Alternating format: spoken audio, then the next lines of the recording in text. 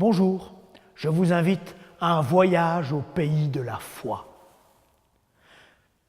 Quand j'étais jeune, j'étais, figurez-vous, un mathématicien hors pair. En tout cas, à l'école, je n'avais pas mon pareil pour résoudre les équations, les théorèmes, les fonctions.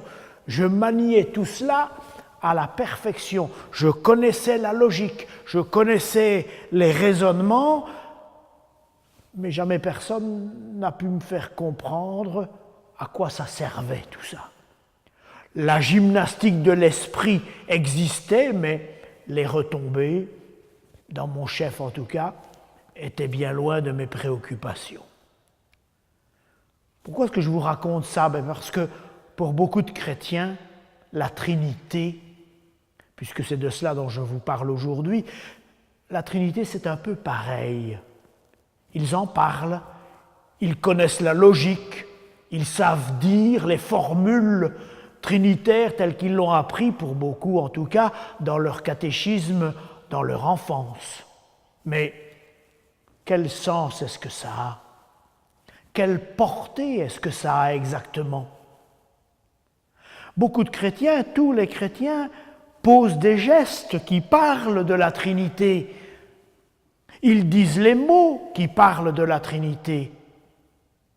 Mais qu'est-ce que cela change dans leur vie? Tout au plus, pour beaucoup, est-ce un théorème céleste, voire une élucubration de savants en chambre. Et pourtant, la question est déterminante.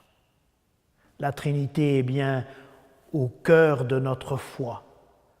D'ailleurs, notre credo, notre profession de foi, est articulée autour de la triple figure du Père, du Fils et de l'Esprit et de leur unité. C'est déterminant. La Trinité, c'est donc quelque chose, en soi, d'inimaginable. Saint Paul écrit quelque part, ce que nous n'aurions pas imaginé, Dieu nous l'a fait connaître. Eh bien, c'est bien cela.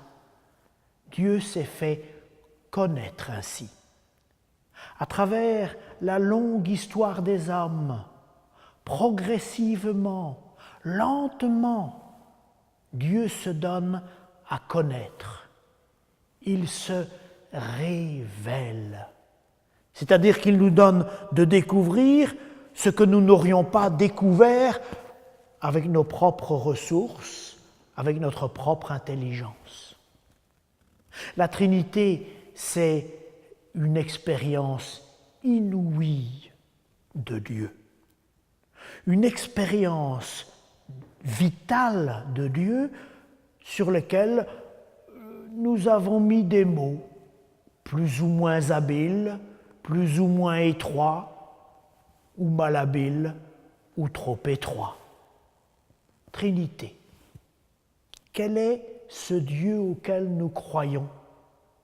Eh bien, il ne se laisse pas purement et simplement ramener à n'importe quel Dieu, si j'ose dire.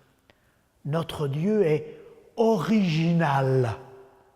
Et cette originalité du Dieu des chrétiens se dit dans ces mots, Dieu est Père, Fils, Esprit, Trinité, communion d'amour. Dans le Nouveau Testament, Saint Jean écrit cette phrase que tout le monde, ou que beaucoup connaissent en tout cas, « Dieu est amour ». Eh bien, la Trinité, c'est « Dieu est amour ».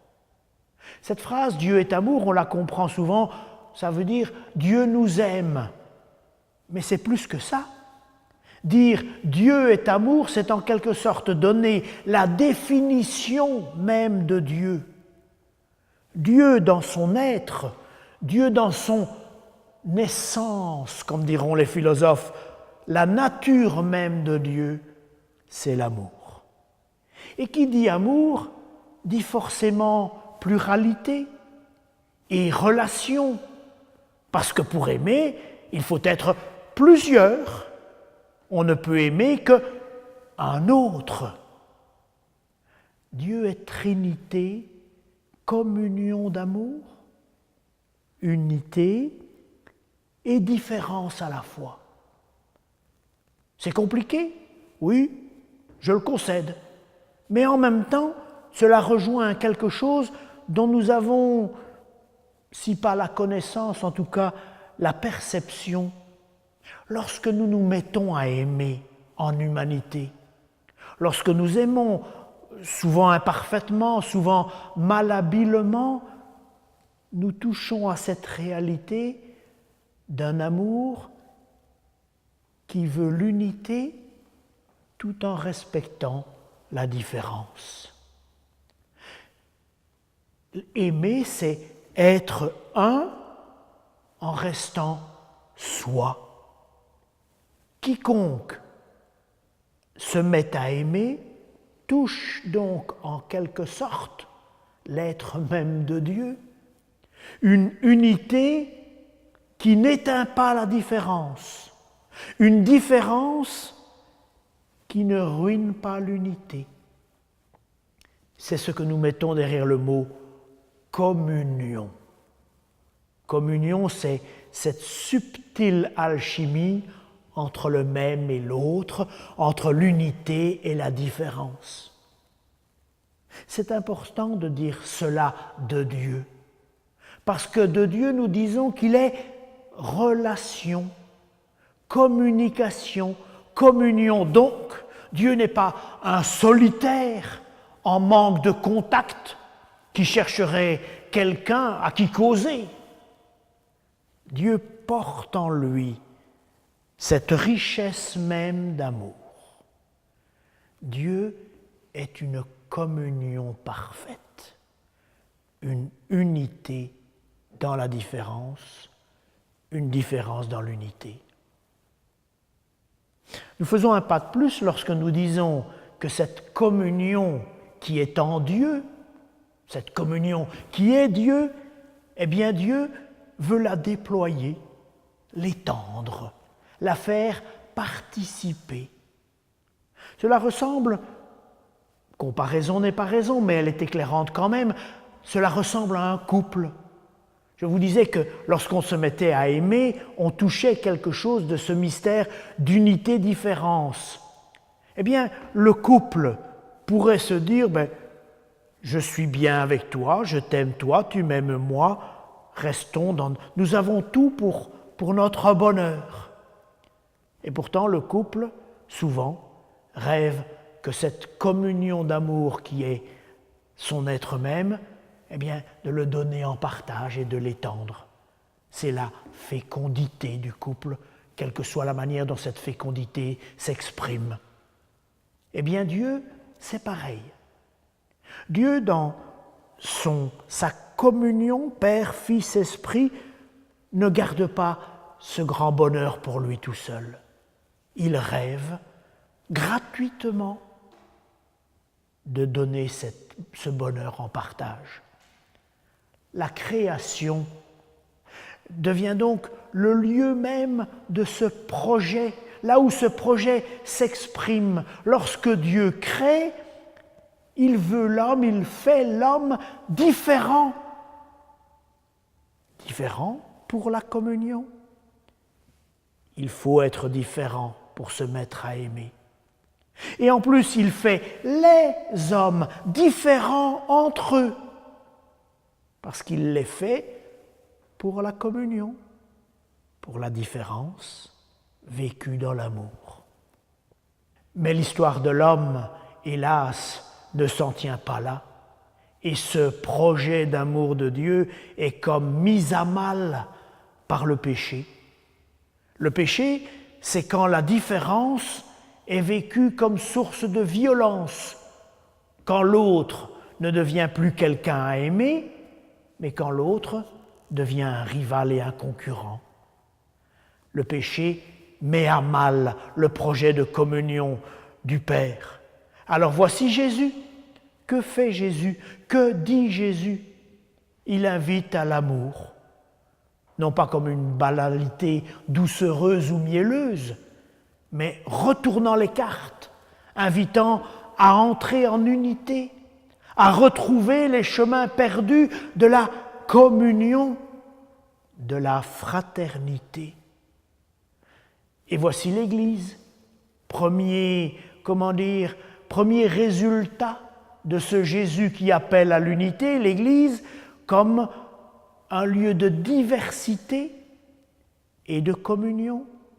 Dans sa diversité même, l'Église est source d'amour. Souvenez-vous de la comparaison de Paul qui dit « l'unité de la diversité, le corps a des membres différents et pourtant ils sont un ». L'Église est un lieu de communion parce que les différents sont capables de vivre non plus dans la rivalité concurrente, mais dans la fraternité solidaire. Voici l'Église, voici le royaume aussi. Le royaume, c'est cet au-delà qui nous est promis, vers lequel nous marchons, que nous entrevoyons, que nous goûtons, que nous vivons déjà un peu ici, mais qui s'accomplira plus tard, au-delà. Eh bien, que disent les chrétiens de ce royaume, de cet au-delà? Les chrétiens disent l'au-delà comme une communion de personnes. Nous ne parlons pas, nous, d'une survie impersonnelle, comme tant de philosophies ou religions diverses. Nous croyons en une survie personnelle.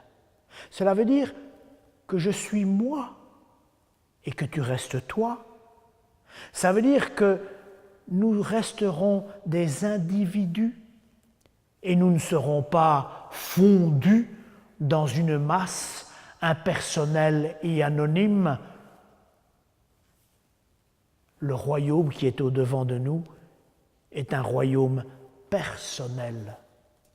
Je crois en un Dieu qui a le respect des personnes, parce qu'il est Trinité, communion d'amour, et qu'il ne rêve que d'une chose, c'est que cette communion parvienne jusqu'à moi. Et je serai moi devant lui, et il sera lui devant moi. Beaucoup connaissent sans doute l'icône dite de la Trinité qui est derrière moi. Cette icône qui nous parle de Dieu comme une communion. Il faudra un peu de temps, et nous ne l'avons pas ici, pour montrer comment ces trois personnes sont dans une circularité qui les unit. Une communion, mais cette communion, elle est tournée vers nous. Elle nous est offerte. Il y a une place à table, comme si Dieu attendait un invité pour entrer dans la ronde de son amour.